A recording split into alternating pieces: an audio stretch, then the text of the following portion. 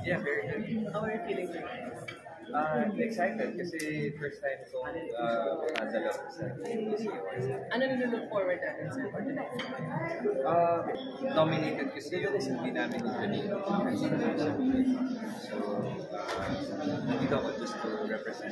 Okay. So, you look very dashing. Who are you wearing tonight? Paul Cabral. Paul Cabral. Okay. Good luck, sir. You're Thank you, thank you. Previous, because I know you've been doing more promos. Okay naman. Galing kami kanina sa dalawang SM malls just to promote. Tapos excited na kami kasi in 2 days ipapalabas na. So last question, JC, what would you describe as your personal fashion style? Katulad ng nakikita nyo yun, just plain and classic all the time. Thank you, JC. Good luck. Thank you. Bye. Love PM of the Year goes to JC De Vera and Janine Gutierrez. Bakit di mo sabihin Viva Films and Creation Studio?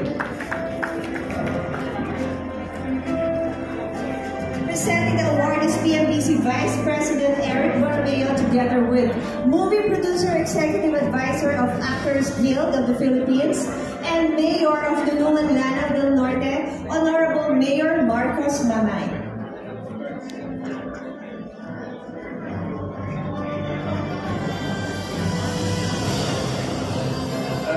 To PMBC, maraming salamat po for this recognition on behalf of Janine Gutierrez.